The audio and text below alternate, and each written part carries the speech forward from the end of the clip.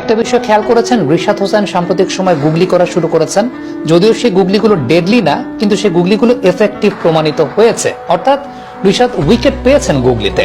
সেটা এশিয়া কাপে আমরা দেখেছিলাম, শিবম দুবের উইকেটটা পেয়েছিলেন একটা গুগলি বলে। এরপর শাহিন শাহ আফ্রিদির একটা ক্যাচ উঠেছিল ওপরে, যে ক্যাচটা ধরতে পারেন নাই শেখ মেহেদী হাসান, তাহলে গুগলি বলে আরো একটা উইকেট তিনি পেয়ে যেতেন।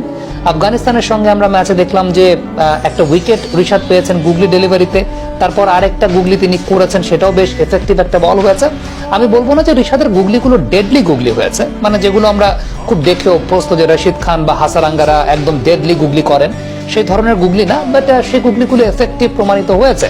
এবং একটা বিষয়, যখন রিশাদ নতুন শিখছেন, আমার কাছে মনে হয় যে উৎসাহ দেওয়াটা আসলে খুব গুরুত্বপূর্ণ। বাংলাদেশ টিম ম্যানেজমেন্টকে রিশাদের ক্ষেত্রে একটা বড় ধন্যবাদ তো অবশ্যই জানাতে হয়, যে রিশাদকে বাংলাদেশ টিম ম্যানেজমেন্ট ক্যারি করেছে। ইভেন এই এশিয়া কাপের আগেও দুটো সিরিজ মোটামুটি রিশাদ জায়গা মতো বলই ফেলতে পারছিলেন না।